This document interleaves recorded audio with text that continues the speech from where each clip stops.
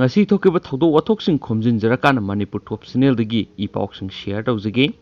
Maruoiba pausing ahanbada lamdam asida education system da ahongba ama puraknaba pandamda National Education Policy Manipur da su satnaba haunaba lainga asina paikhatpa yaba paikhatle haiduna Education Minister S Rajena haikhrei.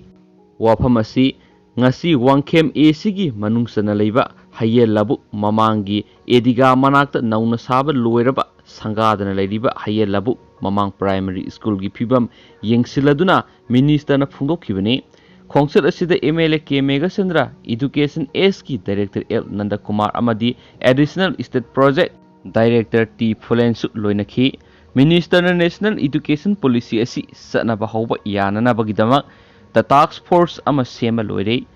Anauba education system asida pikliba angang sahi ahumdagina taruk phawbagi angang singbu brain phanaba amadi makhoigi haksang phagathananaba ahenbam yeng kaya yauri. Numit mga taranigi manungda mafam saba ama yengduna expert kaya yauna education policy asigi matangda asobo awareness amagi thauram pangthoknaba thaurang loire. Anaubo oza samapan ga kungo humdoi launanaba notification thoklagani. Oza singsu school kaba ngamnanaba magi district posting adum tahananaba khanaba haure hairi henesu pawsina makhatana phungdorakli. Atopa maruoiba paw manamu More Assam Rifles amadi More Police apunba team amana nupi amadagi yamlaba crore ahunga lakh kunthra romgi brown sugar amadi WY tablet kya phagatpa ngamkhrei. Ngasi yupung taramuk taba matamda More dalaiba nifuhumdoi suba Assam Rifles amadi nupi police yawba More Police apunba team amana More Ward number 3 Phaisam Bang da leiba yum amadagi thibu humagi thabak sathabada brown sugar packet humdraga tret amadi WY tablet packet sam amadi nupi amaga konana phagat pangamkhrei. Pharaba nupi adudi More Ward number 3 Phaisam Bang dagi sangi sailu sahi kuntraga manga mapuroiba moila sailu kawi. Ngasi phagat khiba brown sugar adu punna kg amaga gram samaga humfugo marini amadi WY tablet piece lising kunni. Phagalaba polam sing Malem gi kaithilda sorakna lupa crore ahunga lakh kunthra rongi mamal oigani hairi. Tungda pharaba potlam sing duga loinana nupi adu More Police Station da makhataba ain gi oiba thabak lakhotnaba khusinakre hainasu pawsina makhatana phungdorakli. Atopa paw manamu ngasi khenaba mapam singda khoigi Chief Minister CM Biren hajik positive oiraga lairibasigi matangda ira thongniba thorom kayama pangthokre mathang sitna mayamda share tawjarake. Ahanbada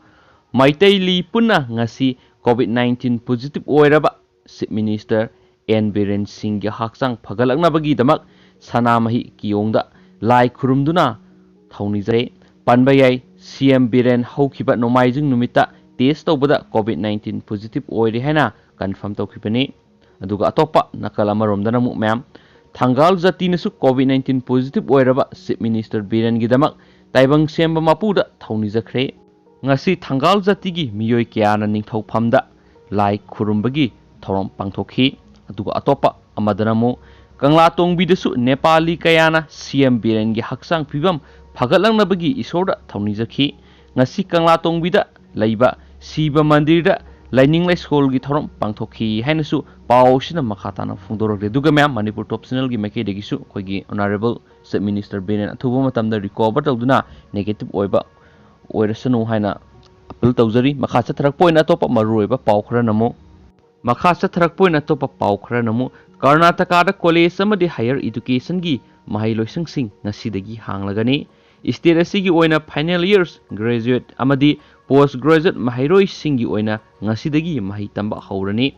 Ngasidagi haugaduriba mahai loisang sing asi University Grand Commission na piba COVID-19 ngakthoknaba satna kanglon ngakna satnaba sem saba loikre hairi. Ngasidagi mahai tamba haugaduriba asida oza mahairoi amadi non teaching staff mangjungnana COVID-19 gi RT-PCR test tawkhre. Masida negative oikrabasing mahai loisang singda laknaba yabagi ayaba pigadauri hainasu pawsina makhatana phungdorakli.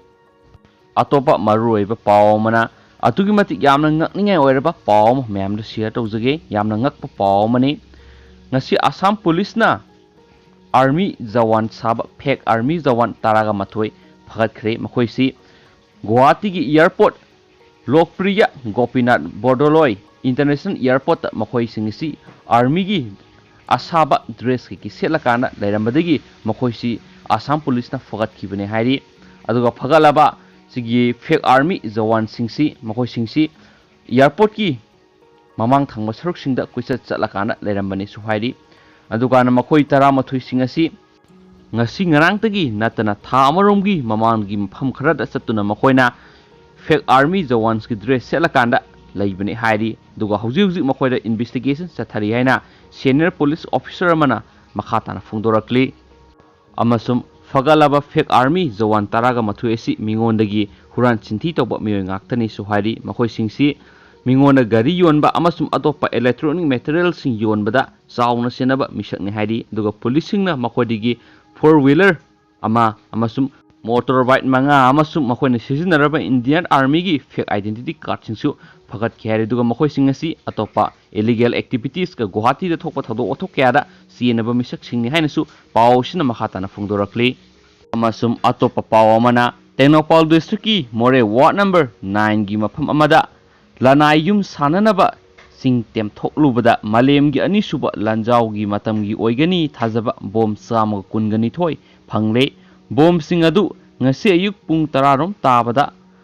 thangkholian gangte koba miyoi amagi yum sananaba JCB sijinaduna tem thoklubani bom lairambagi paw police ta pibadagi More police station gi miyoi laktuna bom sing adu lokhat khre hainasu paw sina makhatana phungdorakli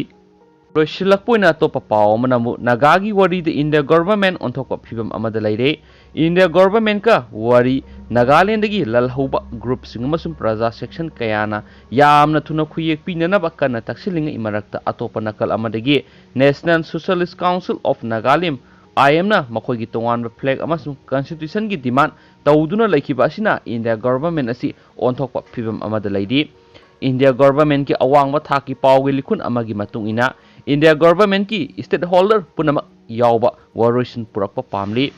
India government na peace process asida group amada hondoklamba pamde adumainamak matam kaktana ngaiduna leibesu pamdri haina pawsina phungdogli Naga lalhauba taret ki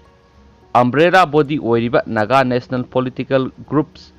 NNPG gadi wari sanaba loire yanase khuyek pinaba sem saduna leire Nagaland gi civil society group kayasu wari sanaba asida saruk yari lonana aroibe yanase khuyek pinanaba India government taksili tribal organization tara marigi hoho amasum Nagaland Gaubura Federation asu athuba matamda waroisin purakpa pamli government di NNPG amasum civil society group singadi khuyek pinaba ngami adubo government na loinama konsinba waroisin pamli Nagagi tonganba phiral amasum constitution gi matangda India government ki phiral mayek sena khangan ki balaikhre adubo NACN IM gi leadership na manga kanduna lairi NACN IM ga yanaba ma purakna bakana honari adumapu India government na akaknaba matam thamdana ngaiduna laibati pamdri ningsingba yabadi NACN IM gi 1997 dagi wari sanaduna lakpani adubo Narendra Modi na prime minister oiraklaba matungda atai stakeholder singsu wari asida konsen kibani haina pausi esna makhatana phongdorakli and thank you